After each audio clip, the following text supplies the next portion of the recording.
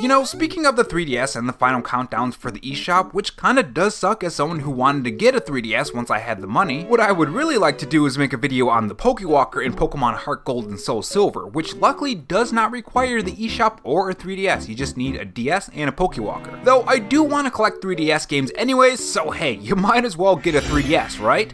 What are some of your favorite 3DS games?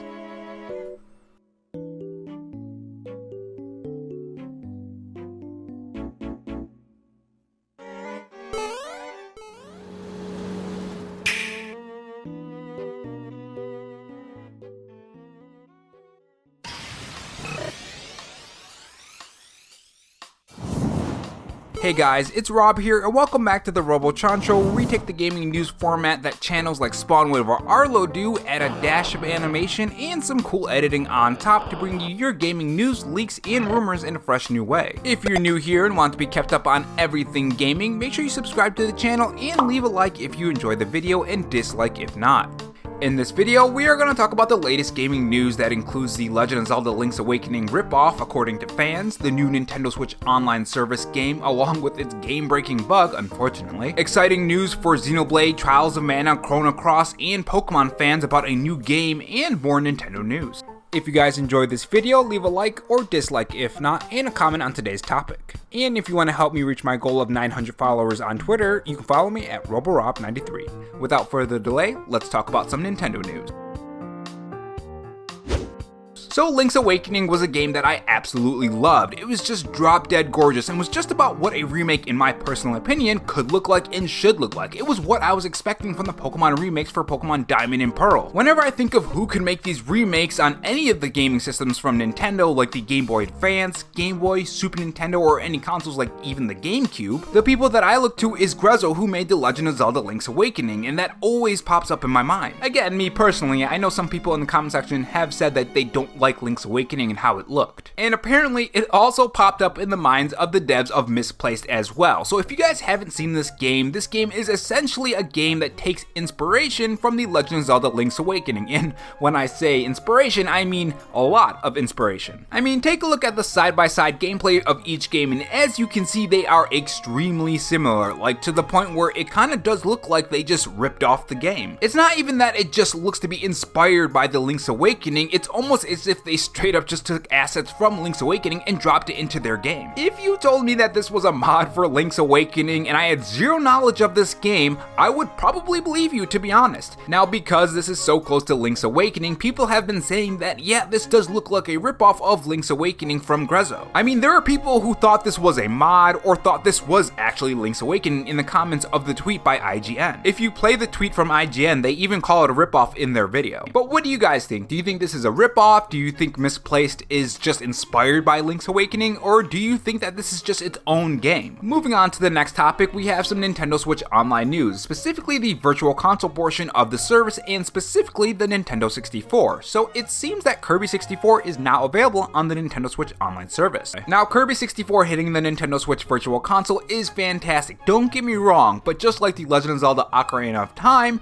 it does have a game-breaking bug, unfortunately. This is starting to be a common occurrence among these Nintendo 64 games. And I'm sure if you own the service, you're probably getting annoyed at this too. So it seems that when you're in the underwater levels, getting hit by certain damage sources makes you stunned and stunned forever. Yeah, you can't move, you can't do anything, you can't get out of it, you just can't play the game. Now don't worry, there is a workaround for this. According to the user who posted this on the Nintendo Switch Reddit, if you quit the level, this will fix it. But this is still a game-breaking bug. What if you're on that boss and you're about to beat him and then you get stunned and then all of that work on that boss is just gone? I mean, if it happens 2, 3, or 4 times in a row, at some point you're just gonna get fed up with it and not play it. Hopefully Nintendo gets on this and fixes it really quick. It's gonna be interesting to see if there are any other bugs in this game or any other N64 games that happen to be on the Nintendo Switch Online service in the future. And moving on to the next topic, it's just a quick reminder for you guys that the Nintendo 3DS eShop is going to be closing very soon for the credit card payments in North America. In late March of 2023, the eShop will be closing completely completely as well for the 3DS and the Wii U. So keep these in mind if you plan on doing anything with the eShop on the Wii U and the 3DS. You do not want to lose any of your money. Now you do have until August 29th to redeem any eShop funds on the eShop. Now Nintendo Life says that you can link that account to the Nintendo Switch, and then that funds will obviously be available on your Nintendo Switch account. Another quick news piece for you guys is that Nintendo 64 controllers are coming back and are in stock. Now keep in mind that this is just for North America, so if you do want a Nintendo 64 controller to play with Kirby 64 up until you get stunned and can't play anymore,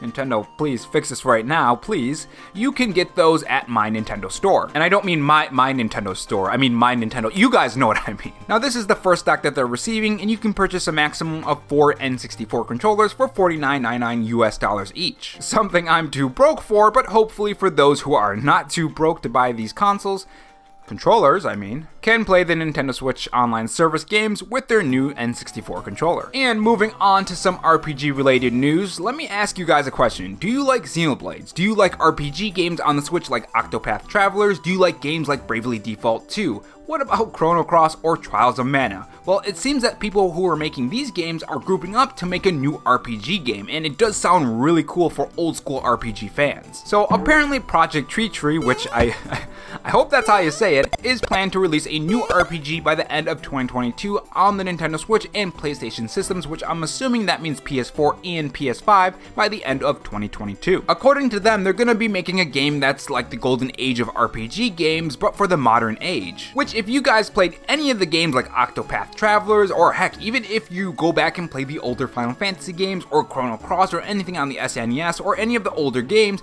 you can tell that this might be one hell of a good time. Especially since they're getting people like the scenario designer from Bravely Default and Octopath Travelers, the character designer from Xenoblade, the world designer from Trials of Mana and Chrono Cross, and of course people from the Pokemon franchise as well. All of these are fantastic picks which should theoretically make a really great games. With that being said, let's move on to the next piece of news, and that is we are getting a new Ni no Kuni game. Now this game is called Ni no Kuni Cross Worlds, and it's going to be released on May 25th, 2022, and is going to be released on mobile and PC, which you can probably guess where this is going. This is going to be from Netmarble, and even if you don't know who Netmarble is, you can probably guess just by the name, it sounds like someone who puts a lot of microtransactions in their game. One most notable is Lineage 2 Revolution, a game that has a lot of microtransactions. They've made Marvel Future Fight, they've made Star Wars Force Arenas, they've made these games that are essentially gacha games. With that being said, these kind of games can work. We've seen it work with Genshin Impact, which has exploded and is still very popular, so it can be a good game and a fun game to play.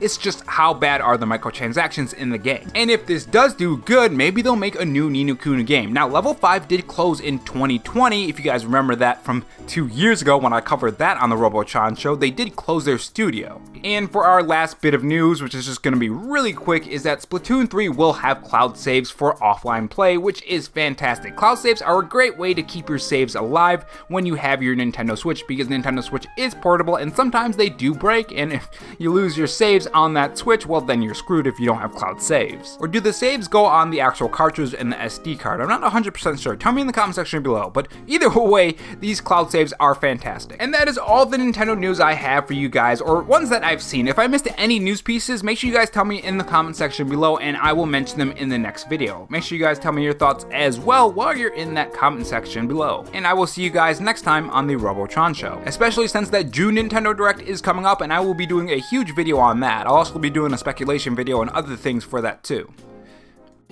And if not, on your way out, make sure you subscribe for more videos and also have that notification bell on. And if you want to support the channel in any other way, there is my Patreon and Twitter account in the pinned comment if you're interested in those. Oh, and also have this donut if you're still sticking around for me rambling. Thanks for watching, guys, and remember, stay safe, stay charged, and have a good one.